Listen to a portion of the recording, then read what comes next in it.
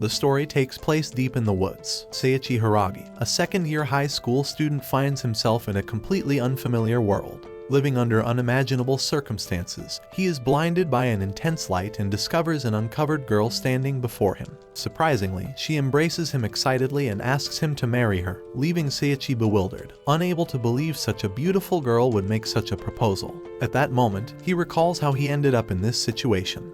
Weeks earlier, back at his high school, Seiichi was constantly bullied by his classmates because of his weight and appearance. One day, as he lay on the ground after being beaten, the voice of a mysterious being interrupted the usual school routine, announcing that the students would be transported to another world as heroes. This god grants them special abilities, such as the power to view stats, appraise objects, and access inventories. He also gives them 10 minutes to form groups before being sent off. However, Seiichi, with minimal stats, is rejected by everyone and transported alone. Before being sent, God takes pity on him and grants him a special ability, though without explaining its nature. Upon arriving in the new world, Seiichi finds himself in the middle of the jungle, starving and without resources. After 5 days without food, he stumbles upon a strange fruit dropped by some nearby monkeys. Using his appraisal ability, he discovers it is a fruit of evolution. Despite his doubts, hunger compels him to eat it. Although the fruit tastes awful, it satisfies his hunger, and a mysterious voice informs him that he has gained its effects, though no immediate changes are evident. Over the following days, Seiichi explores the jungle, facing dangerous situations. He discovers that the monkeys possess more fruits of evolution and manages to steal some along with potions, using his inventory ability. He also finds a mysterious mushroom and, driven by desperation, eats it, experiencing severe stomach pain that leads him to consume more fruits of evolution to relieve himself. With each fruit he eats, his abilities improve, granting him poison resistance and an advanced appraisal skill. Suddenly, a monkey attacks him brutally, leaving him on the brink of death. After healing himself with one of the stolen potions, Seiichi tries to fight back, but the monkey unexpectedly dies due to his foul odor. By defeating the monkey, he gains several powerful abilities, such as guillotine kick, instant movement, and advanced alchemy. He also finds a book that, to his surprise, he can read thanks to the special ability granted by God. The book reveals that the monkeys are intelligent, high-level creatures capable of creating tools and medicines. Gradually, Seiichi undergoes a physical transformation and gains extraordinary stats. Despite remaining at level 1, he successfully faces a giant level 300 wolf using his new abilities. After defeating it, he obtains its pelt, meat, and a legendary water dagger that amplifies his magical powers. However, Seiichi remains puzzled as to why his level does not increase, despite his victories. The situation becomes desperate when a pink level 775 gorilla, the leader of the monkeys, appears. This gorilla, named Seiichi, challenges Seiichi to a duel. Initially reluctant, Seiichi accepts, seeing no way to escape. Seiichi proves to be incredibly powerful but also begins to develop romantic feelings for Seiichi during the fight. Finally, Seiichi uses his foul odor to distract her, which, rather than defeating her, causes her to fall even more in love with him. Seiichi takes him to her home in a large tree, declaring herself his wife, leaving Seiichi utterly stunned. Seiichi takes care of the protagonist with great dedication, treating him as though he were her husband. While feeding him, she confesses her desire to marry him. Feeling uncomfortable, the protagonist tries to explain that they are of different species. He is human, and she is a filthy gorilla. Offended, Seiichi clarifies that her name is Seiichi, and she is not a filthy gorilla. She offers him food and clothing, asking if he thinks she could be a good wife. Though the protagonist appreciates her kindness, in his mind, he begins plotting an escape to explore the dangerous areas of the map he obtained from the wolf's book. Seiichi interrupts his thoughts, asking if he is thinking about her. Ignoring her question, he instead asks how she learned to speak. Seiichi explains that she found some books in a nearby cave and offers to guide him there. Among the books, the protagonist discovers one titled Magic for Daily Life and learns a skill called Wash, which allows him to clean himself without needing to bathe.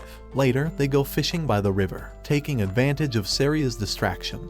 The protagonist attempts to escape but encounters a giant spider. Seiichi appears just in time and defeats it with a single blow, proving that she truly cares for him. Back at home, while they eat dinner, Seiichi jokes that they seem like newlyweds, making the protagonist uncomfortable. Seiichi then mentions her plan to go with the monkeys to search for more fruits of evolution, surprising the protagonist as he recalls the ones he had stolen. When Seiichi asks if he knows about the fruit of evolution, he denies it. Seiichi explains that these fruits enhance those who consume them but must be eaten in exact quantities of 10, as more could be lethal. Having already eaten 10, the protagonist grows concerned. But Seiichi does not suspect anything. She then mentions that someone stole her fruits, forcing the protagonist to confess that he took them because he was starving. Instead of getting angry, Seiichi forgives him, saying that the fruits were meant for her future husband, reaffirming that they are engaged. Later, when Seiichi goes hunting, the protagonist seizes the opportunity to escape the forest. As he flees, he hears Seiichi shouting for him not to go down a certain path, but he ignores her and uses a skill to move quickly. He arrives at a cave that seems foreboding and decides to enter. Inside, he finds doors leading to a chamber with a skeleton seated on a throne. The skeleton introduces itself as Xenos, the Dark Aristocrat. Using his appraisal skill, the protagonist discovers that Xenos appears to be level 1 but is, in fact, level 1500. Xenos prepares to fight, displaying overwhelming power. Just as the protagonist is about to be defeated, Seiichi appears and shields him, taking a fatal blow. Before losing consciousness, Seiichi tells the protagonist she protected him because he never treated her like a monster. Filled with determination and love, the protagonist confronts Xenos. During the battle, he declares his feelings for Seiichi and unlocks a new skill called Ocean Impact, which he uses to defeat Xenos. Before fading away, Xenos thanks the protagonist for freeing him from his curse and teaching him the power of love. Seiichi Hiiragi returns to Seiichi, who, on the brink of death, confesses that she wishes she could have been his wife. The two share a kiss, and Seiichi begins to glow, transforming into a beautiful human. The protagonist is stunned, but Seiichi assures him that she is still herself. Finally, Mr. Sheep, the labyrinth's guardian, appears to congratulate them for completing the dungeon and rewards them with various treasures, including a fresh batch of fruits of evolution. With this, the protagonist and Seiichi, hand in hand, set off toward the nearest city. But before they depart, several demons are defeated by a mysterious woman. Seiichi discusses with Seiichi about joining an adventurer's guild, convinced that doing so might make it easier to reunite with his companions. During their journey, they encounter a slime, which the protagonist evaluates with his skill, and discovers it is quite strong. When the slime attacks, the protagonist defeats it with a single blow. The enemy drops loot, a pair of boots and some cards. Seiichi takes the boots, while the protagonist picks up the cards and gains new abilities, such as absorption and comprehension. These upgrades allow him to level up, causing his disguise skill to evolve into layered disguise. However, this change unsettles him, as he feels it distances him from his humanity. At that moment, his eyes begin to glow, and his helmet transforms into a mage's robe. A card also appears, which Seiichi hands to him. Upon opening it, Mr. Sheep emerges and explains that his disguise ability has improved, enabling him to conceal his powers but also warning him about the changes that make him appear less human. After this brief interaction, the card self-destructs. Now equipped with his new robe and accompanied by Seiichi with her boots, they continue their journey until they reach a city. At the city gate, the guards demand identification. The protagonist, worried, explains they lost theirs. The guards ask them to place their hands on the jewel of truth to verify they are not criminals. Both pass the test without issue, but the guard, who introduces himself as Claude, warns them to avoid the local guild at all costs. Despite this warning, the protagonist decides to visit the guild out of curiosity. Upon arrival, the guild looks normal from the outside, but upon opening the door, they are greeted by an extravagant scene. Members displaying bizarre and erotic behaviors. Just as they are about to leave, they are intercepted by Gussel Clute, the guild master, who pushes them inside while boasting about his muscles. Gussel orders Eris McLean, the receptionist, to register the protagonist. Initially reluctant due to his attire, Eris changes her approach and proceeds with the registration after a wardrobe adjustment. During the process, some thugs approach the protagonist, who mentions he is new to the guild. They lead him to a secluded area to give him a welcome, which turns out to be rather strange. However, he manages to escape by leaping across rooftops. When he returns to the guild, Eris informs him that the entrance test will include missions such as escorting, conquests, or miscellaneous tasks. To supervise these, they require a B-rank adventurer or higher. Hazel introduces Artoria Grem, an adventurer known as Artoria the Calamity, who agrees to supervise after some insistence. Artoria then guides the protagonist and Seiichi on their first job, looking after children at a church. Seiichi takes charge of this task while Artoria and the protagonist proceed to the next assignment. On their way, they come across an injured child, and Artoria shields him from falling debris, demonstrating her defensive skills. The protagonist is impressed, but Artoria remains reserved and mentions her curse, which causes trouble for those around her. Their second job involves demolishing ruins. When attempting to do so, the protagonist causes a collapse and gets trapped, worrying Artoria. However, he emerges unscathed, prompting her to scold him for his recklessness. Acknowledging her own fault, she promises to be more cautious in the future. Their third task is to walk a woman's dog, which turns out to be a giant wolf named Milk. Milk chases the protagonist while Artoria chats with the owner about how much fun Milk is having. After completing their tasks, they return to the guild to receive their payment. Artoria offers them lodging and food, surprising both Gussel and Eris with her kindness. Naturally, we are also intrigued, as her true intentions remain unclear. The next day, the protagonist, Seiichi, and Artoria continue with the guild's examination. Their mission is to collect common medicinal herbs. While Artoria tries to explain the details, the protagonist, thinking it's a simple task, dashes straight into the forest with Seiichi following, leaving Artoria mid-sentence. Later, both return with their findings. Seiichi brings back the correct medicinal herbs, while the protagonist presents strange mushrooms with unusual abilities. Artoria reminds him that the task was to gather medicinal herbs, but he excuses himself by saying he couldn't find any, even though several were right at his feet. After collecting the proper herbs, Artoria informs him that they still need more, so he heads back into the forest. During his search, the protagonist hears voices and encounters a group of demons, who introduce themselves as the Miss Leia Special Squad. When they try to attack him with a giant troll, the protagonist defeats it effortlessly using his absorption ability, which matches his strength to that of his opponent. Impressed, the demons flee, ignoring the protagonist's questions about the herbs. With no other options, he returns to Artoria, who finally provides him with medicinal herbs so he can pass the test. Meanwhile, the demon squad returns to Miss Leia,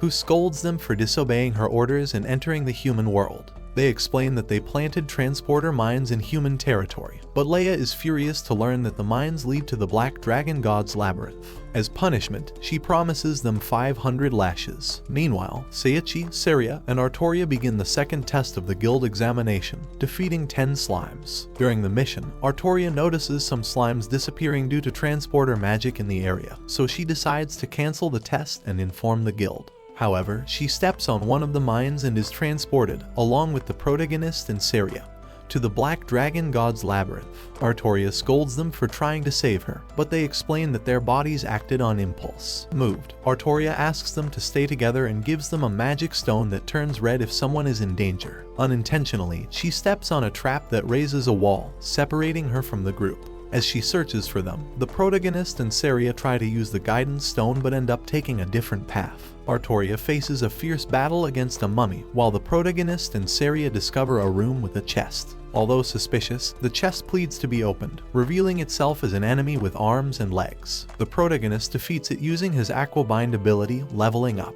Another chest appears, containing a book on the history of animated chests, a ring, and cards. Suddenly, the guidance stone turns red, indicating that Artoria is in danger. Switching to Artoria, she is injured and standing before a large door. Inside, she faces the Black Dragon God, a powerful enemy from the Demon King's army. Despite using her Calamity Berserker ability, she is gravely wounded and on the brink of defeat. As the dragon prepares its final attack, Artoria recalls Seiichi and Seiichi, regretting having involved them in such a dangerous situation. Just when all seems lost, the protagonist and Seiichi arrive, shielding her with the help of a magical robe, ready to confront the fearsome dragon.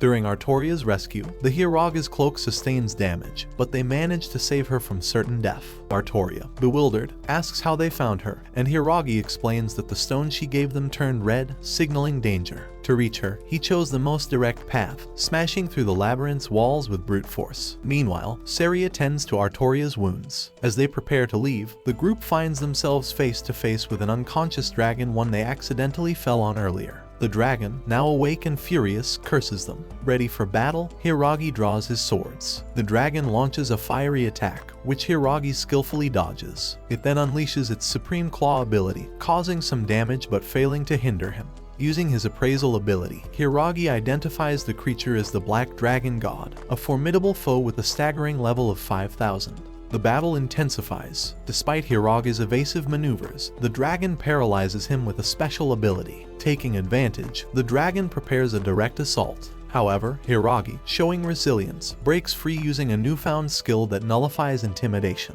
When the dragon casts its Infernal Flames spell, Hiiragi counters with water magic, landing a direct hit. In a final move, Hiiragi delivers a decisive blow, defeating the dragon. The dragon drops valuable items upon its demise: scales, fangs, claws, bones, and a black orb known as the Black Dragon's Jewel. After ingesting the jewel, Hiiragi's physical and magical abilities skyrocket, and he gains dimensional magic, enabling interdimensional travel. Among the dragon's treasures, he also finds a cloak with exceptional offensive and defensive properties and a biography of the Black Dragon God. Reading the biography, Hiiragi learns the dragon was once a protector of humans until they betrayed it, attempting to use its body to forge weapons. Rescued by the Demon King, the dragon became loyal to him. However, humans summoned heroes to defeat the Demon King and sealed the dragon in the labyrinth, where it swore revenge. Saddened by this revelation, Hiiragi regrets killing the creature. At that moment, Mr. Sheep congratulates him for completing the dungeon but humorously informs him there's no reward since Mr. Sheep is on vacation.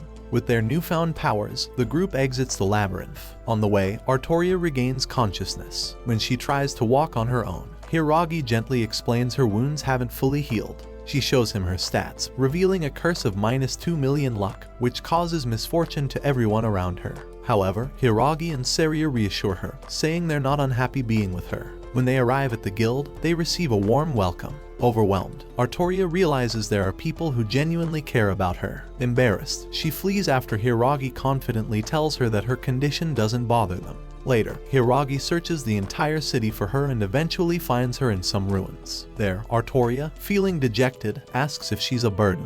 Hiiragi denies it, hugs her, and promises to stay by her side until she can smile sincerely. To help her, he gives her a ring that removes curses and doubles luck. Her luck skyrockets from -2 million to 4 million. Touched yet flustered, Artoria misinterprets the gesture as a marriage proposal. In a flurry of embarrassment, she pushes Hiiragi and runs away. Hiiragi, left confused but seeing her happiness, decides not to clarify the misunderstanding. The next day, the protagonist has breakfast with Seiichi. While eating, Seiichi notices something is bothering him and asks what's wrong.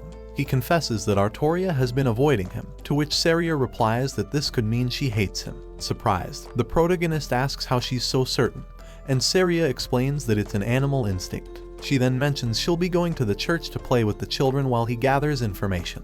The protagonist heads to the guild, where he meets Gussel Clute, the guild master, who suggests he join a training camp to build his muscles. However, the protagonist declines the offer. At that moment, Eris appears, offering useful information, though her additional proposals are rather peculiar and also rejected. Gussel intervenes and asks what kind of information he's seeking, to which the protagonist replies if he knows of any recent events. Gussel mentions that a country has summoned heroes, and Eris explains that these heroes are brought from another world to fight the Demon King. Shocked, the protagonist agrees to investigate further. Gussel produces a map from an unexpected place his underwear, and hands it over. While the protagonist analyzes the map, the scene shifts to King Kaiser, who curses Commander Zeika for his inability to properly train the newly summoned heroes. The king considers it futile if the heroes aren't prepared to fight, while Ruben, a magician, suggests sending the heroes to a magic academy. The king approves the idea and asks how they will ensure the heroes obey. Ruben reveals a bracelet that guarantees their submission.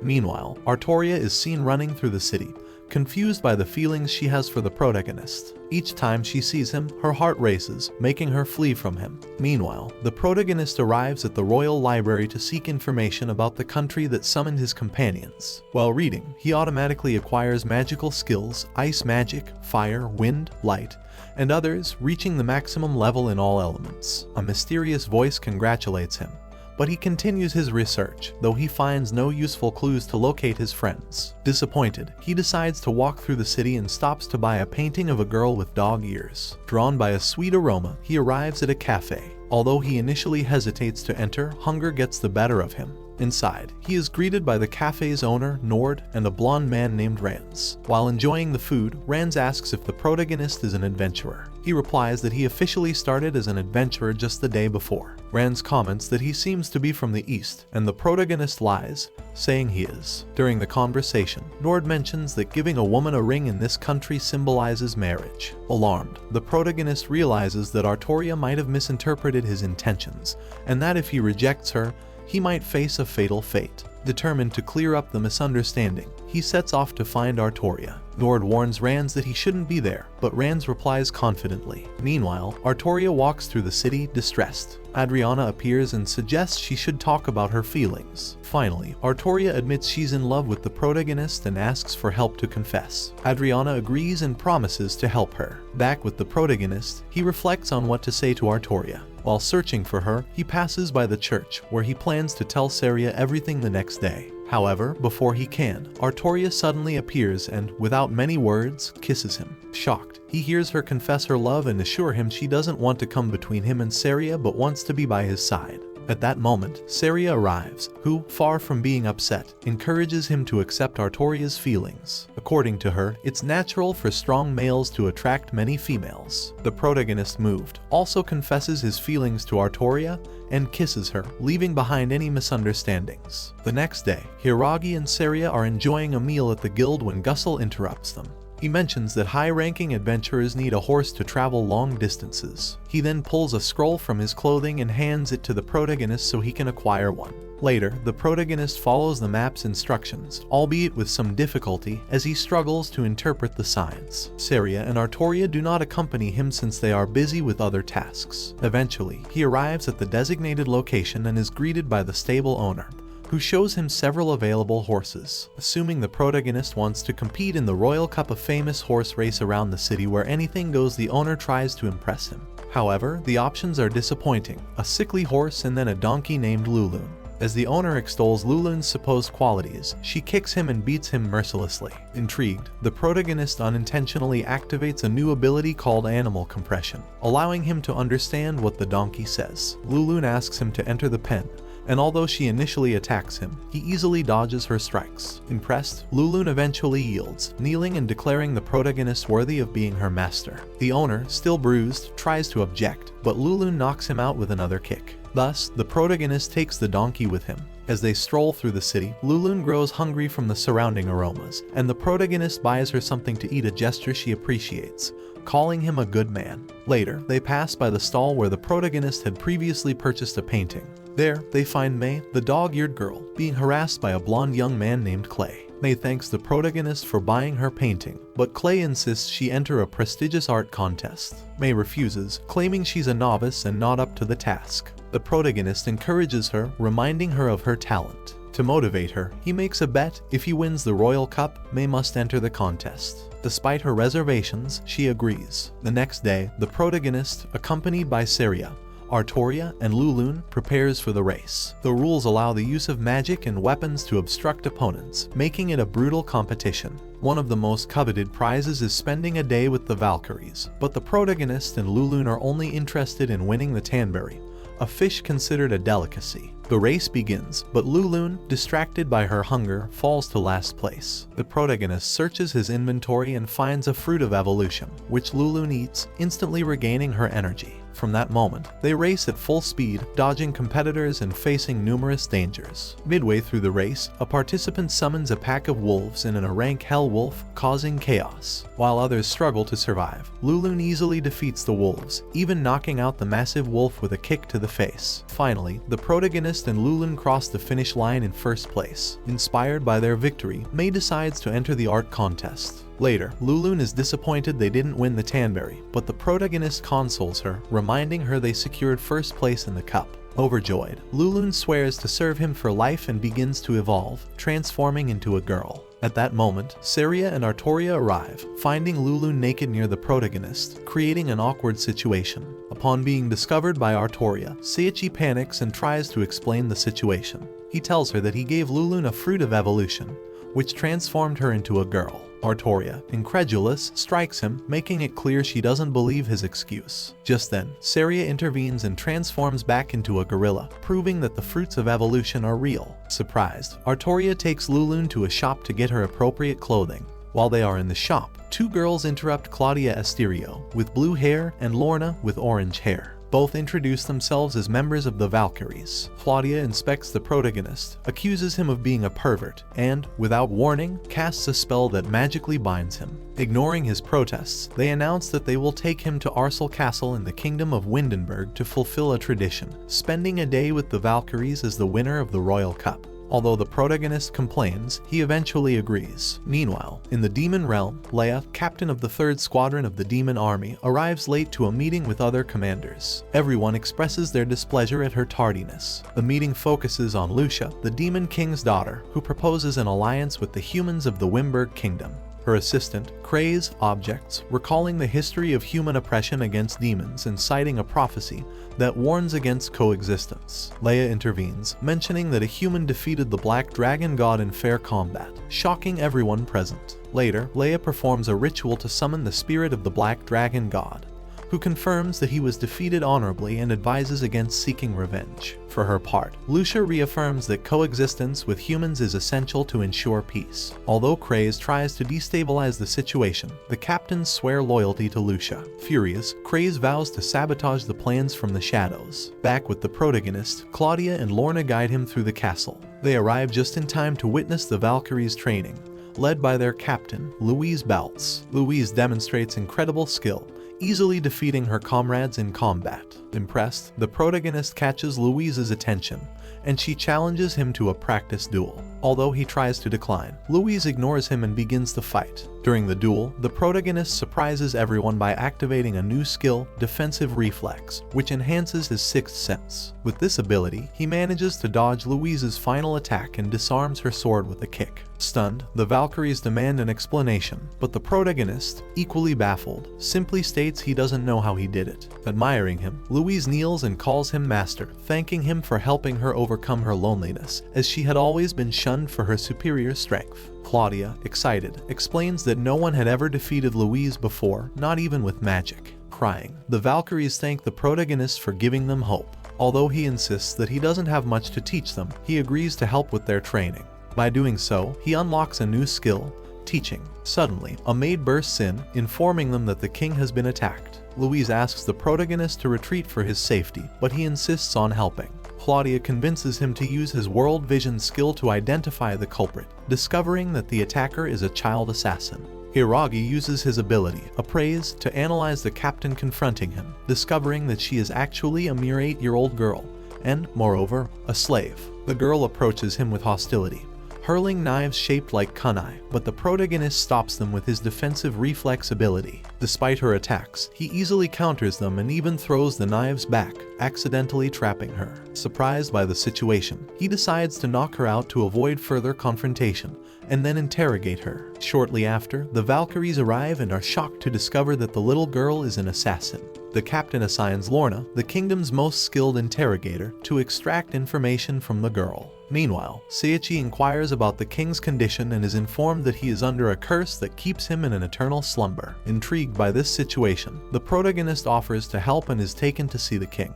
Upon arrival, he meets Ranz, the blonde man he previously encountered at the cafe. Observing the monarch's injuries, the protagonist decides to use his magical creation ability. After several attempts to concentrate and think unconventionally, he manages to manifest a new magic called Get Better, which transforms the curse into a blessing of eternal health. The king awakens, grateful for the miracle, and offers to grant the protagonist any wish. Initially modest, he eventually requests to train with the Valkyries to improve his skills. Meanwhile, at Balador Magic Academy, Hiiragi's former companions find themselves isolated, and Karen and Shouta, along with their allies, are bullied by other students backed by the sorcerer Reuben. Although they try to stay out of trouble, the threat of conflict looms, and their position within the academy appears to be the target of conspiracies. Back in the kingdom, the protagonist and King Ranz share a relaxed conversation in a hot spring, where the monarch reveals his dream of building public baths accessible to all races, promoting peace and unity among humans, demons,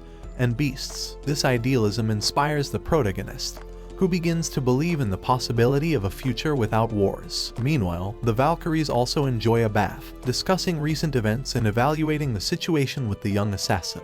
Elsewhere in the kingdom, King Kaiser discusses ongoing plans with his allies. Ruben and Zakia mention that the Academy heroes wear submission bracelets to prevent rebellions. However, Zakia voices his distrust, arguing that they could turn against the kingdom if not properly controlled. In the midst of this tense discussion, an arrow attack disrupts their meeting. Zakia effortlessly destroys the threat and immediately sets out to find the culprit. Meanwhile, the protagonist reunites with his companions Artoria, Saria, and Luluna, who had been searching for him. Artoria, jealous of the Valkyries, attempts to confront him but eventually calms down when Louis, the captain, formally introduces herself to the group. Saria declares herself as the protagonist's wife, Artoria proclaims herself his girlfriend, and Luluna announces herself as his servant, leaving Louis surprised and strengthening their bonds. Finally, Lorna continues her interrogation of the young assassin, employing peculiar methods to extract information. Thus begins a new chapter in the story, marked by revelations about the girl's dark past and the growing political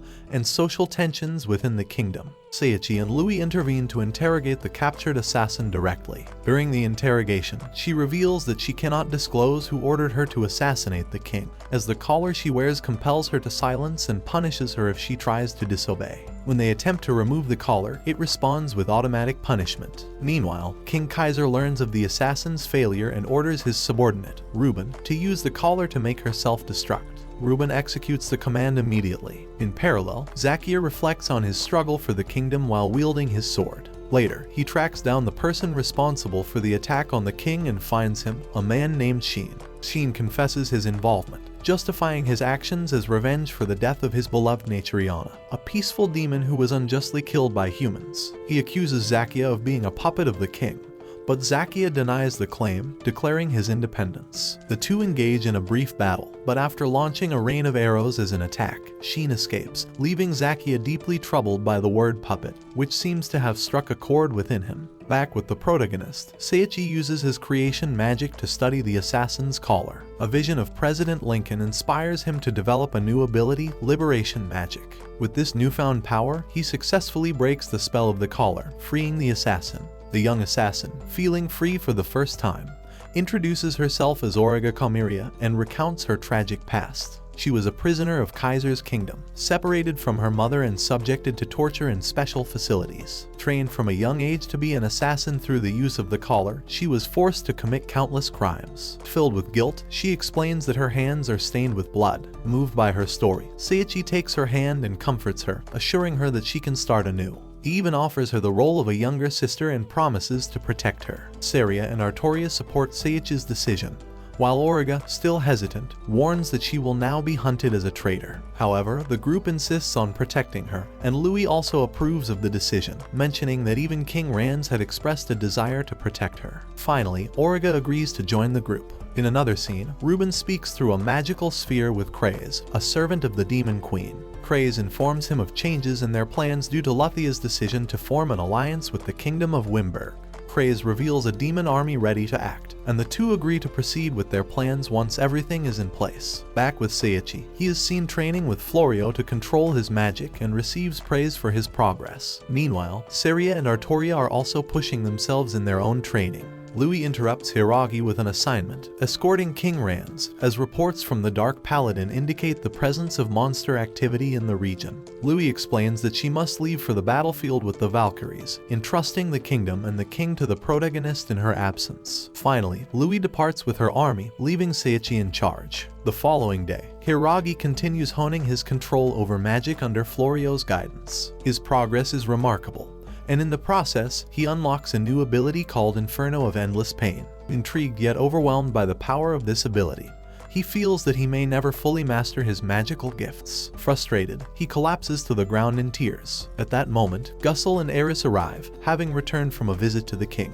They bring with them the holy sorcerer, known as Leon Berger, whose presence impresses Florio. Curiously, the protagonist introduces himself and asks who Berger is. Florio explains that the Elder is one of the most powerful and versatile mages in the kingdom, capable of mastering all elements. Shortly after, the group meets with King Rans, Gazel, Eris, and Berger. During the conversation, the sorcerer mentions the Balbador Magic Academy, piquing the protagonist's interest. Florio reveals that Berger is the headmaster of this prestigious institution. Meanwhile, in another location, Kanazuki is intensely training in swordsmanship, demonstrating remarkable skill before his peers, who cannot help but admire him.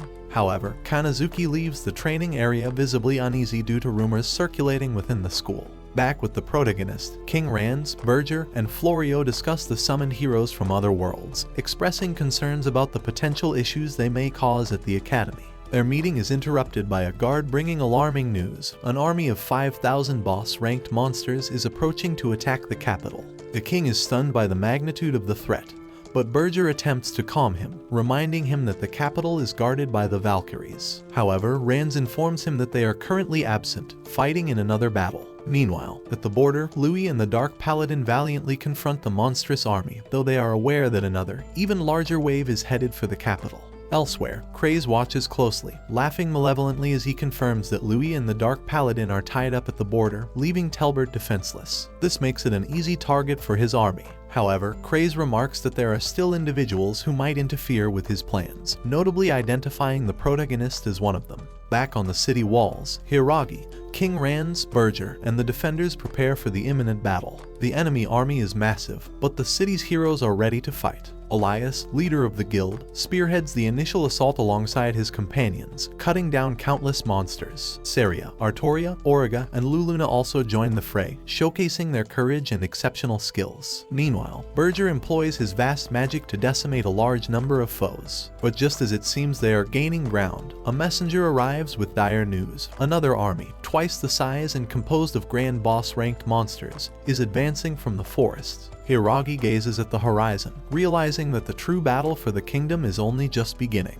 Hiiragi, overwhelmed by the increasing number and strength of monsters, desperately seeks a solution. At that moment, he comes up with the idea of creating an ultimate spell that could turn the tide of the battle. Intrigued, Barnabas asks what he plans to do. Seiichi imagines the spell, casts it, and names it Hud Gem. Initially, he feels embarrassed as it seems to have failed. However, soon, a magical statue appears behind him, emitting lightning bolts that annihilate the monsters. One of these bolts strikes Gussel and Eris, confirming the spell's effectiveness. Seiichi explains that the bolts only strike those he deems harmful, apologizing for any collateral damage. With the monsters defeated and the kingdom safe, the scene shifts to Kraze, who watches in astonishment as his army is obliterated in the blink of an eye by the protagonist's spell. Meanwhile, in the kingdom, King Rands praises the protagonist for his incredible feat. The celebration is interrupted when Hiiragi suddenly levels up multiple times in rapid succession. Concerned about his constant evolution, he fears losing his humanity but is quickly reassured by his group,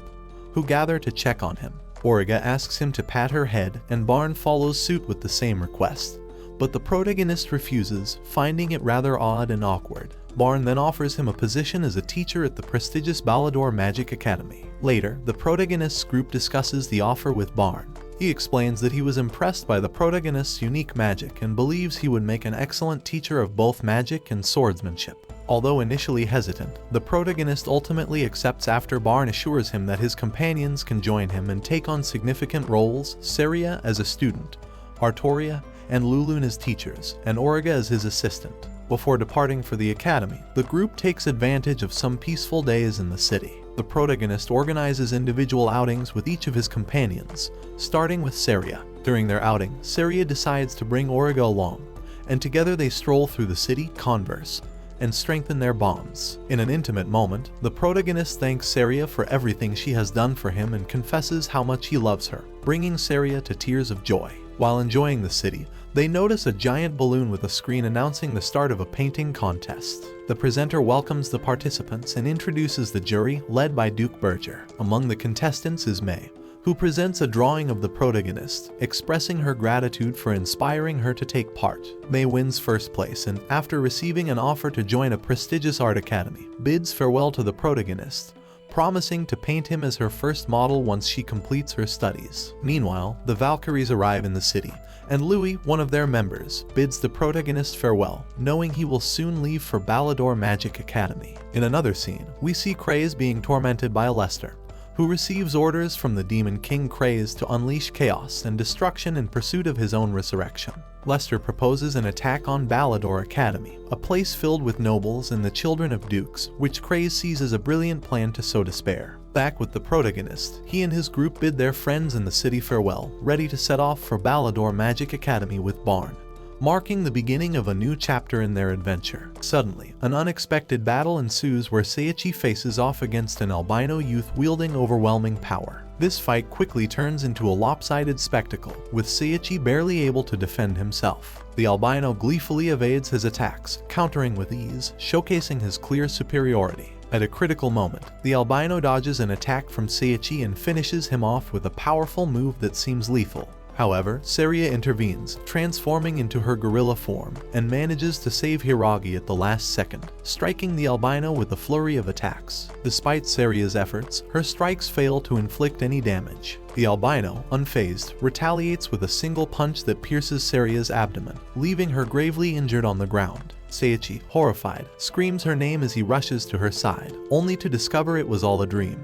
Upon waking, he finds himself back in the carriage with his companions, continuing their journey to the Magic Academy. After a long journey, the group finally arrives at the Ballador Magic Academy. They are all awestruck by the vastness of the place, especially as Barnabas, the headmaster, leads them inside. Within the academy, they discover that it is not just a place to learn magic, but an entire city filled with shops and activities. During the tour, some members of the group get distracted, much to the frustration of Artoria, who tries to maintain order. Meanwhile, elsewhere in the academy, the protagonist's former classmates, who were summoned as heroes, face strong rejection from the local students. Kanazuki, one of them, senses the presence of someone familiar and deduces it is Seiichi. In the headmaster's office, Barnabas explains the significance of the academy, a place where nobles and royals from various nations, as well as students from another world chosen as hero candidates by the Kaiser Empire, gather. He mentions that these students are constantly ostracized and that, due to their potential, the academy cannot intervene in conflicts for fear of political repercussions. The elderly headmaster reveals that Seiichi has been brought in to act as a mediator and savior tasked with educating and guiding the students. Barnabas assigns specific roles to the group members. Seiria and Lulun will become students, Artoria will serve as a teacher in the adventure department, and Origa will be Seiichi's assistant. Although Seiichi doubts his ability to meet these expectations, he promises to do his best. When Seiichi heads to his new class, Class F, he is met by Beatrice, an assistant teacher assigned to support him. She explains that the class is composed of students considered problematic, although she believes in their potential. Upon arriving at the classroom, Seiichi is greeted with a prank. A bucket falls on his head instead of the typical eraser. Nevertheless, he presses on, determined to introduce himself. Inside, Seiichi is surprised to find only 4 students, a young man with a bat, a blonde girl, an albino passionate about reading, and a boy wearing a bear helmet. The dynamics promise to be a challenge for Seiichi, who faces a daunting task as a teacher. In the meantime, in a dark forest, the voice of a mysterious being named Reuben reveals a plan to resurrect the Dark God through human despair. Craze, his loyal follower, schemes to infiltrate the academy as part of this objective. However, these 2 emissaries take the lead, assuring that they will resolve everything swiftly, leaving no doubt that the true conflict is about to begin. Beatrice arrives just in time as Seiichi is being bullied by a student with an Elvis Presley look, who aggressively challenges him. Beatrice interrupts the scene with her commanding presence, smacking the student on the head with a book. While Agnos tries to explain himself, Beatrice informs Hiiragi that he will be the new tutor of Class F, leaving Agnos in shock. However, when Agnos tries to challenge Hiiragi again, Beatrice strikes him once more, this time sending him straight to his seat. In the classroom, Beatrice formally introduces Seiichi Hiiragi as the tutor of Class F and Origa as his assistant. She also announces that Seiria will join the group, exciting Agnos, who immediately attempts to invite her for coffee. Beatrice then invites the students to introduce themselves. Passion, nicknamed the Fiery Quiff of Hell, goes first, followed by Brud, the Prince of the Kaiser Empire. When Agnos tries to provoke Brud, Beatrice intervenes, hurling her book and preventing any confrontation.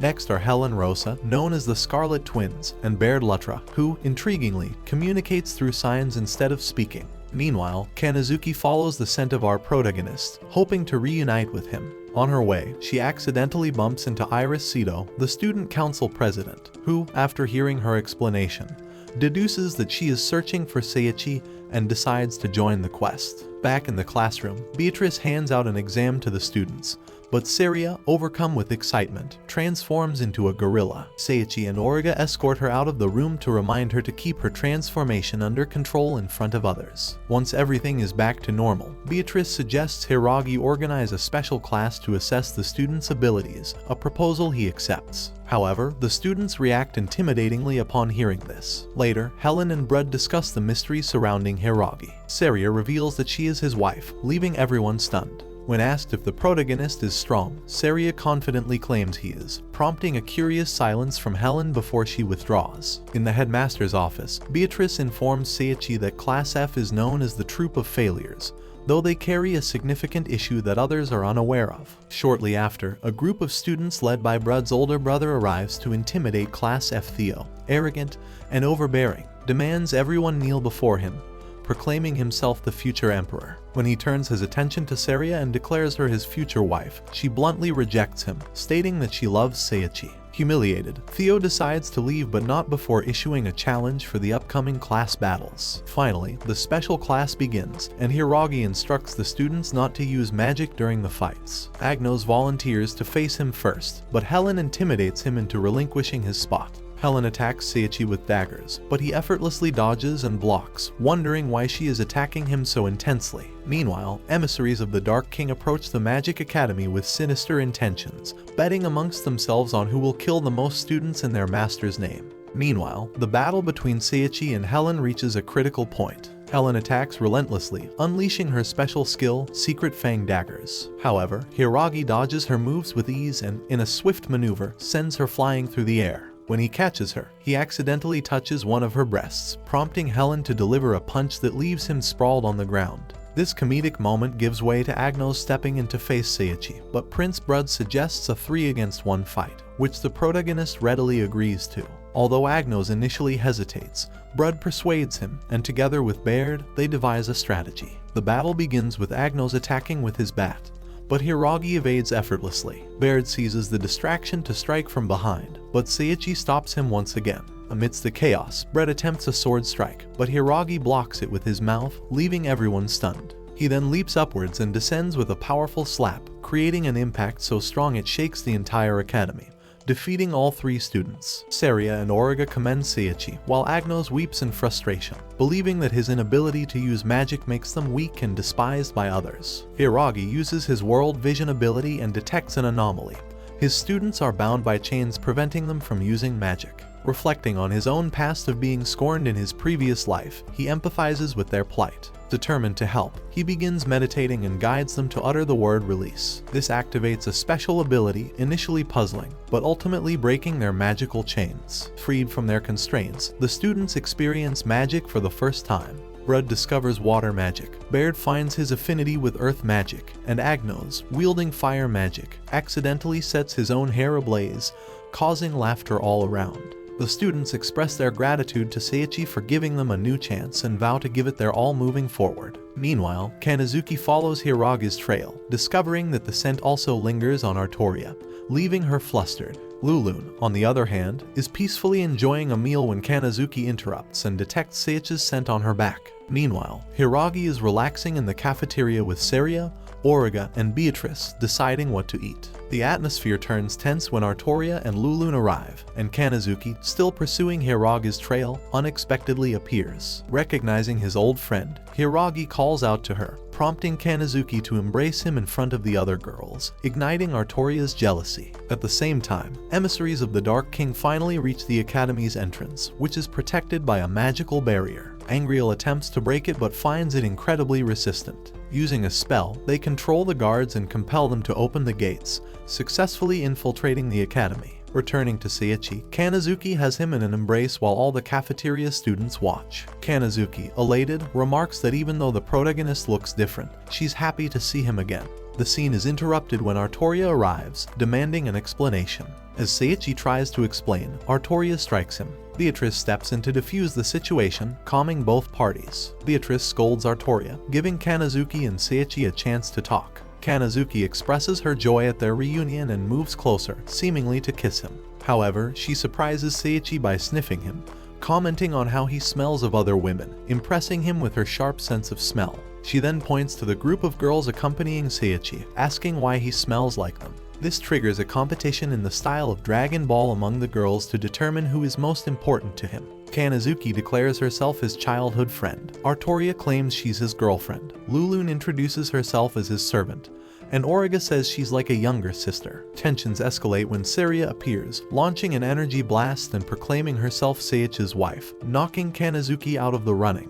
Hiiragi carries Kanazuki to the infirmary in his arms, making her feel delighted. Later, everyone gathers around a table, where Seiria directly asks Kanazuki if she has romantic feelings for Seiichi. Embarrassed, Kanazuki denies it, insisting they're just childhood friends. Meanwhile, the other girls start listing what they like about Seiichi. Seiria adores his smile, Artoria his heroism, Lulun his strong buns, and Origa his head pats. This flusters Seiichi, who pleads with them to stop. Kanazuki then speaks up, recounting how Seiichi once saved her in the past, defending her even though it resulted in him being bullied. Hiiragi reveals to the group that both he and Kanazuki are from another world, showing his true appearance and impressing the girls. They assure him that his looks don't matter, emphasizing how he accepted them despite their differences. Seiichi, touched by their words, thanks them for their support and regains his current form. Kanazuki warns Seiichi that he shouldn't involve himself with her, explaining how her group has been plagued with troubles since being summoned as heroes for the Kaiser Empire. She fears dragging him back into a world of violence. As they talk, Origa notices a bracelet on Kanazuki's wrist that unsettles her. Seiichi uses one of his abilities to analyze it and discovers it's an artifact designed to enhance stats but also to control its wearer. This revelation ignites fury in Hiiragi, who vows to take revenge on the Kaiser Empire. A dark entity attempts to exploit his anger, unleashing a surge of dark power felt across all realms. This surge destroys the bracelets worn by Kanazuki's companions, rendering them unconscious. Later, Seiichi regains his composure thanks to Seiria, and explains the bracelet's true nature to Kanazuki. Barnabas arrives to confirm that the Kaiser Empire uses these bracelets to manipulate summoned heroes and control the fates of entire kingdoms. Alarmed, Kanazuki worries for her companions, but Seiichi reassures her, promising to protect everyone no matter what. Moved by his resolve, Kanazuki asks to join the group as his big sister. Although Seiichi initially rejects the idea of such a role, he ultimately agrees to let her join.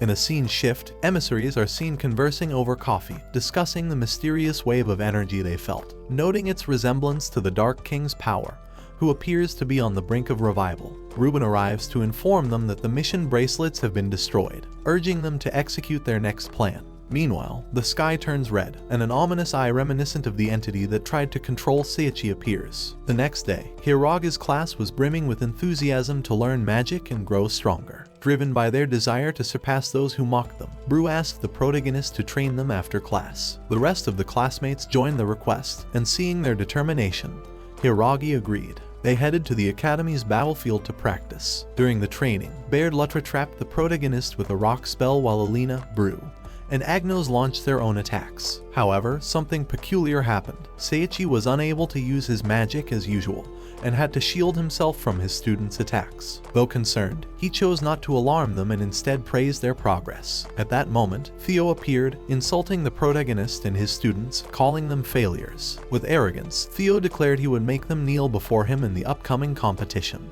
His words enraged Alina, who drew her daggers, but Theo mocked her further, making disparaging comments about the small country she hailed from. Brew stepped in to calm his sister, while Theo challenged the protagonist. Brud stood up for his teacher, vowing they would settle things in the next inter-class competition. This further motivated the students, who continued training under the protagonist's guidance. Time passed, and the eve of the competition arrived. While the boys relaxed in the hot springs, they speculated about the hidden face of Bard behind his mask. Meanwhile, the girls engaged in their own group activities. The next day, emissaries were spotted wasting time shopping for clothes when a mysterious albino boy whom Seiichi had seen in his dreams appeared. The albino threatened them, demanding they fulfill their tasks. Intimidated, they promised to comply, and the boy vanished. Back at the academy, the inter-class competition began.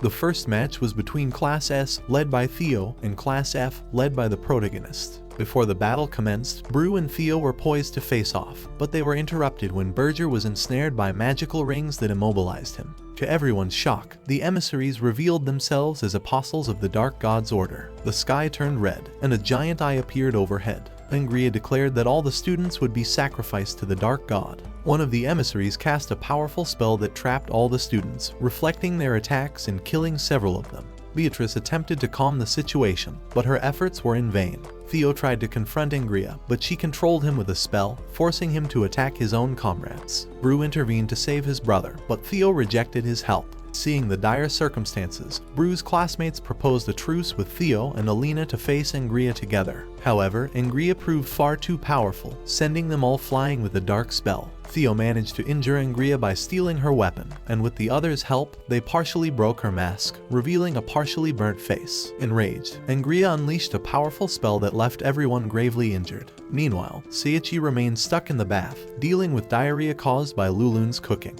Angria approached Alina, threatening to ruin her face, but she was stopped by Beatrice, who arrived to protect the students. Beatrice confronted Angria, who mocked her by calling her an old woman. During their battle, Angria used the spell to control Agnos, forcing him to attack his teacher. Beatrice skillfully dodges Agnos' attacks as his manipulator commands him to destroy her. However, Agnos surprises his master by confessing that he learned magic thanks to Seiichi, not her. This comment deeply wounds Beatrice. The other students try to stop Agnos but fail. In a moment of distraction, Beatrice manages to strike Agnos on the head with her book, helping him partially regain control of his body. This enrages Angriel, who intensifies his assault, though Beatrice fends him off with ease. Using her book, she conjures a powerful spell that decisively defeats Angriel. When Agnos awakens, he apologizes to Beatrice for his actions, but she gently strikes him and reminds him not to fall asleep in class. The students of Class F thank their teacher for all she has taught them. At that moment, another emissary appears, claiming that if they want to celebrate, they must defeat him first. Beatrice and her students ignore him and attempt to leave, which enrages the emissary. He takes Headmaster Barnabas hostage and begins torturing him until Beatrice strikes him, forcing him to release the headmaster. The emissary's companion, wounded but not defeated, tries to rise and begs for power from him. However, he coldly rejects her. Laughing, he reveals that she was never an apostle of the Dark Lord, explaining that true apostles bear a mark containing a fragment of his power. Humiliated and desperate, the emissary's companion is absorbed by the giant eye in the sky, removing her from the battlefield. The emissary challenges Beatrice to continue her special lesson. She accepts, and a fierce battle begins. Beatrice starts by attacking with wind slashes, which the emissary easily deflects. He counters with a powerful blow, sending Beatrice flying. Her students attempt to intervene, but Beatrice orders them to stay back. Removing her jacket and glasses, Beatrice powers up and casts a potent spell that manages to graze him. Amused, he strikes her repeatedly, sending her flying once more. The students, seeing their teacher in danger, attack the emissary with magic, but their efforts are futile. The emissary deflects their spells and retaliates, endangering their lives. Desperate, Beatrice intervenes to protect them, making it clear that she will shield them at all costs, even if it means sacrificing herself. Mockingly, the emissary asks why she values her students so much. Beatrice firmly responds that it is her duty as a teacher to educate and care for them, no matter the cost. Just as the emissary charges a final attack to destroy Beatrice, the protagonist appears at the last moment, saving her. The students cheer his arrival as the emissary attacks him with a charged spell. The protagonist evades with instantaneous movements, leaving the enemy stunned. He instructs Seria and Auriga to tend to Beatrice, and the students while he faces the enemy. The protagonist's intimidating gaze fills the emissary with fear as he unleashes a spell of lightning beams. However, the enraged protagonist dodges all the attacks. His eyes turn red with yellow pupils, transforming him into a demonic figure. Finally, he strikes the enemy with such force that he sends him flying into the giant eye in the sky, definitively defeating him. Those present celebrate their victory, congratulating the protagonist and joking that if he had been there from the start, none of this would have happened. However, his absence was due to something as trivial as being stuck in the bathroom with unrelenting diarrhea. Meanwhile, the scene shifts to an albino boy meeting three mysterious figures. Upon learning of the emissary's defeat, they decide to activate the next phase of their plan. The red-haired member of the group declares he will act first, disappearing into the darkness. While the group celebrates their recent victory, the emissary briefly appears on the scene, determined to take revenge. Without warning, he casts a powerful lightning spell aimed at Hiiragi and immediately vanishes from the world. Sensing the danger, Sato tries to protect Seiichi and ends up taking the attack alongside him. Both collapse to the ground lifeless, plunging the place into a profound state of sorrow as their friends mourn their apparent deaths. However, unbeknownst to anyone, Seiichi and Sato have awakened in the underworld. a mysterious voice addresses Hiiragi, explaining that he cannot die because the season will not end that way. To return to his friends, he must overcome a special contest and reach the legendary Gate of Life. The first challenge involves correctly answering a series of questions about his own life. The stakes are high. One wrong answer will mean his definitive elimination, even in death. Meanwhile, Sato is kidnapped by a strange woman, something Hiiragi does not notice immediately as he is focused on his first question. The question catches him completely off guard. To answer it, he must ride a jet ski across a mystical lake. From a distance, he sees Sato tied up, trying to signal him to help with the correct answer. However, Seiichi fails to understand her signals and, acting on instinct, gives an unexpected answer, that it was not love at first sight. To his surprise, he is correct. Sato is freed, and a brief video reveals the true answer. Years ago, during secondary school, Sato used to eat alone because of her shyness. Hiiragi, with his usual kindness, approached her and gradually made her feel more comfortable socializing. Thanks to his warmth and empathy, Sato eventually fell in love with him, but not immediately. Her feelings developed over time. Seiichi, who had been pretending to remember this event, finally recalls it fully. The mysterious voice congratulates him for passing the first test and prepares him for the final challenge. In a scene shift, Lucia is seen meeting with the captains of the demon army. She discusses the progress of a peace treaty with the kingdom, explaining that only one step remains to consolidate the alliance. However, one of the captains voices his objection, suggesting they distance themselves from Gussel due to his suspicious behavior, and from Eris, raising doubts about her true intentions. Back in the underworld, Hiiragi faces his next challenge, navigating a seemingly simple labyrinth. However, the path is riddled with traps and eccentric vandals who throw absurd comments at him, such as warnings to watch his back door. Though the journey proves somewhat monotonous, Seiichi manages to overcome all the obstacles, defeat the vandals, and reach the Gate of Life. With this triumph, he is one step closer to returning to the world of the living and reuniting with his friends. In a dark castle, the mysterious albino boy converses with his butler, Judy's, who informs him that Jimpel and Vitter have begun enacting their plan to resurrect the Dark King. Meanwhile, Seiichi wakes up as if nothing had happened, which brings relief to his companions. Suddenly, Louise appears gravely injured and collapses in front of everyone. It is then revealed that Louise was at the Magic Academy at King Rand's request, tasked with the mission of bringing Hiiragi back to the kingdom to witness the alliance between humans and demons. In the kingdom, the Hiiragi Guild organizes a contest for new members. Among the participants, a mysterious candidate stands out, who turns out to be a dark apostle in disguise. Thanks to his skills, he is accepted into the guild. Elsewhere, Craze speaks with Ruben about how everything is proceeding as planned. Zakia, a commander of the kingdom, grows suspicious of them and decides to confront them after discovering their intentions to exploit the chaos and despair of the population to increase the Dark King's power. Zakia attempts to attack Ruben, but Ruben uses an illusion to escape, mocking him as he flees. Recalling Emperor Alf's words about protecting the nation even through alliances with other kingdoms, Zakia sets out for an unknown location to seek help.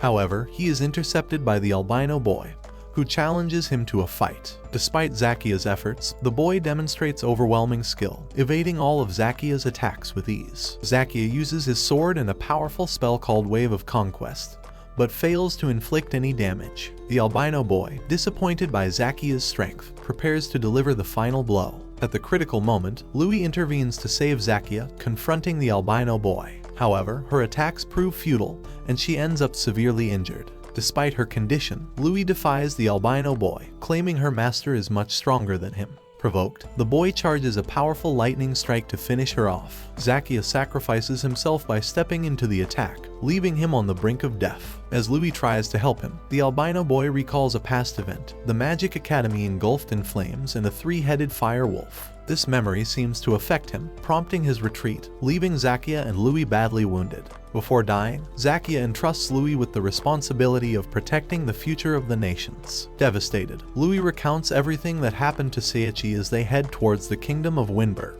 Hiiragi reassures her, promising that the alliance between the kingdoms will be possible. Meanwhile, in the kingdom, King Rand's and the guild members meet with the Demon Queen and her captains to sign the alliance. Although the meeting begins with tensions and absurd arguments, an emotional speech by the new guild member manages to reconcile everyone. At that moment, Hiiragi arrives with Louis and Seria. Rand's, seeing Louis injured, demands an explanation. After hearing what happened, he declares that the problem no longer concerns just their kingdoms but that they must act against the Kaisel Empire. Lucia agrees, and they finally sign the alliance, marking the beginning of a new chapter in the fight against the Dark King and his followers. At the academy, everything seems to return to normal, but it is soon revealed that Sato has been impersonated. The imposter turns out to be Jimpel, who possesses the ability to transform into other people. Jimpel shares his story. He faced rejection from his parents as a child, which fueled his resentment towards humanity. Using his ability, Jimpel transforms into Seiichi and defeats Class F later. He tries to approach Lulun with malicious intent, but she, unsuspecting, shares her food with him. This act of kindness disarms Jimpel, allowing him to feel for the first time what friendship means, something he had never experienced due to his loneliness and the bullying he endured in the past. Confused, Jimpel distances himself from Lulun to avoid harming her and shifts his focus to Origa. However, he also grows fond of her, which brings back painful memories of his past. Ultimately, he changes his target again and transforms into Hiiragi to get closer to Artoria. However, Artoria, noticing his strange behavior, pushes him away with a punch. This rejection only reinforces Jimpel's perception of Artoria's kindness and strength, deepening his internal conflict. Meanwhile, the real Hiiragi and Seiichi are in town buying supplies. There, Seiichi encounters a mysterious albino boy who, upon seeing her, seems to recall someone from his past. Shortly after, Seiichi arrives and briefly speaks with the boy, who, after confirming that Seiichi is the man he is searching for, leaves with an enigmatic warning: "We shall meet again soon." Back at the academy, Jimpel continues to investigate Seiichi's life, determined to understand why everyone holds him in such high regard. During his time impersonating Seiichi, he begins to enjoy the everyday interactions and the warmth of school life. During a picnic, the headmaster gathers everyone to discuss the Dark God Order but is interrupted by a giant ogre attempting to attack them. Jimpel, in Seiichi's guise, repels the ogre with an intimidating glare. This raises Barna's suspicions, as he senses a malicious presence and gathers the others to reveal that there is an imposter at the academy. Kanazuki confirms their suspicions with her sharp sense of smell, noting that the imposter does not carry Seiichi's scent. Additionally, she mentions having seen a fake Sato speaking to Lulun while the real Sato was unconscious in the henhouse. At this moment, Jimpel decides to reveal his true self, admitting that he is one of the 4 leaders of the Dark God Order. He explains that his original plan was to sow chaos at the academy after taking Sato's identity, but his experience as Hiiragi changed him. The warmth of human relationships transforms him, and although he doubts he can ever be loved like Hiiragi, he decides to abandon his plans to destroy the academy and leave. Artoria, moved by his words, supports the decision to let him go. Bart, initially reluctant, acknowledges that Jimpel could have destroyed them but chooses not to, so he also decides to trust him. Later, from a distance, Jimpel looks back at the academy with nostalgia. At that moment, a mysterious hooded figure appears. Relieved to see them, Jimpel says he will leave the Order of Chaos and begins to explain his reasons. However, before he can finish, the hooded figure kills him without saying a word. Finally, Hiiragi returns to the academy with Seiichi, reflecting on his brief encounter with the albino boy and his possible significance in the future. Following the previous events, we return to the members of Seiichi's guild. Vitter, growing increasingly impatient, is determined to set his mysterious plan into motion. Meanwhile, the entire guild lies deeply asleep after a night of excessive drinking, except for the man with the sucker, who appears to be attacked in the early hours of the morning. The next day, Gussel, along with Vitter and Eris, begins an investigation to uncover what happened. They question all guild members, but none of them provide clear answers. At that moment, Vitter suggests that the attack could have been carried out by a member of the Dark Order, raising slight suspicions in Eris. Later, the guild members gather in front of what seems to be the tomb of the man with the sucker. Eris, visibly exasperated, shouts at him, pointing out that he is clearly not dead. Suddenly, the man with the sucker wakes up and explains what happened. In a drunken state, he attempted to fill a baby bottle with urine but accidentally stepped on another one and passed out. This absurd revelation resolves the incident in a comical manner. Meanwhile, Seiichi explains in class the alliance between the Kingdom of Winberg and the demons, delving into the details of this pact. Elsewhere in the city, Eris walks the streets alone until she is intercepted by Vitter. With a mix of desperation and arrogance, Vitter reveals himself as an apostle of the Dark Order. Eris, unsurprised, admits that she already suspected it, prompting Vitter to attack her immediately. Although Eris dodges some of his blows, she is soon overwhelmed, and Vitter strikes her in the stomach, leaving her on the ground. As Vitter prepares to deliver the final blow, Gussel intervenes to stop him. With evident anger, Gussel demands an explanation, to which Vitter responds that he does it purely for fun. Outraged, Gussel punches him with such force that it sends him flying. After ensuring that Eris is alright, Gussel confronts Vitter in a fight that begins with intense punches and appears evenly matched. However, Vitter activates his resonance spell, enhancing his muscles and making every hit he receives twice as powerful. Although the spell gives him the upper hand, Gussel refuses to back down and continues to fight with determination. In the midst of the battle, Vitter mocks Gussel's apparent weakness, but Gussel responds that his blows don't need to be strong to prove his worth. Finally, Gussel manages to move Vitter with an emotional speech about true strength and the importance of friendship. Gussel's words affect Vitter so deeply that his spell begins to falter. Seizing this distraction, Gussel strikes him with all his might, shattering rocks around them. In an unexpected twist, Gussel falls onto Vitter's chest, calling him a friend. Stunned, Vitter smiles and admits that, for the first time in his life, he genuinely feels defeated. Though injured, Vitter withdraws from the battle. On his way, Vitter encounters Judy's, who doubts the legitimacy of his defeat. While Vitter admits he lost, he also confesses that, for the first time, he feels something akin to peace. However, Judy's relentlessly murders him before disappearing. Elsewhere, Seiichi continues training at the academy. Despite his efforts, he fails to use his magic. In a flashback, we see the albino presenting a gift to his teacher, Libra, who seemingly perished sacrificing herself for him. Suddenly, cries are heard, apparently confirming this tragic outcome. Soon, a shocking memory that Distra wishes to forget is revealed. Meanwhile, Barnabas gathers Seiichi and his friends to explain the real reason he brought them to the academy, the mysterious fruit of evolution.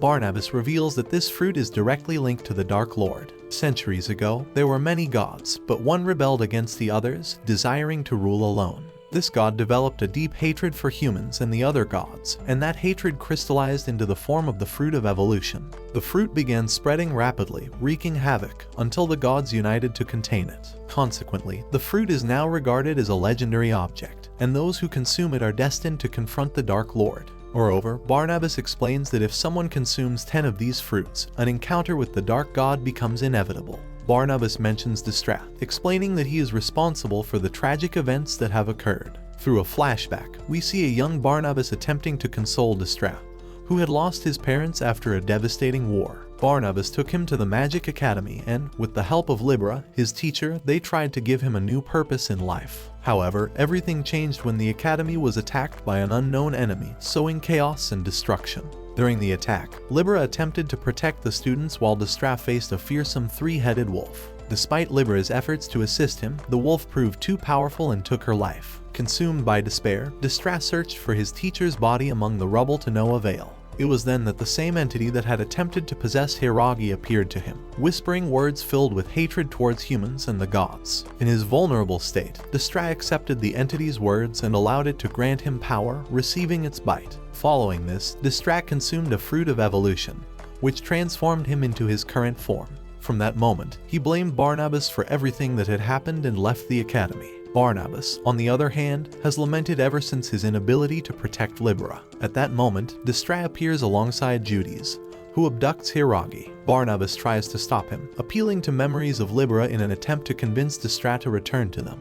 But this only enrages him further. Distra grabs Barnabas by the throat, and in a desperate act, Barnabas activates a self-destruction spell. Although Barnabas sacrifices his life, the spell fails to harm Distra. Hiiragi, filled with rage, undergoes a change in his eyes. However, Judy's uses a spell to teleport Seiichi and Seria to another dimension. Surprisingly, this dimension turns out to be the very one Seiichi had seen in his dreams before arriving at the academy. Distra explains that the Dark Lord resides in this place, and that he needs Seiichi's energy to revive him. But, to everyone's astonishment, Distra reveals that his true objective is to resurrect the Dark God solely to kill him with his own hands. The battle begins, and Seiichi draws his sword to defend himself, only to find that he cannot use his magic and that his energy depletes quickly. Distra mocks him and decides to toy with his despair, recreating the very scenes Seiichi had witnessed in his dreams, pushing him to his limits. With Seria, who suddenly appeared to confront Distra in his gorilla form, the battle becomes intensely gripping.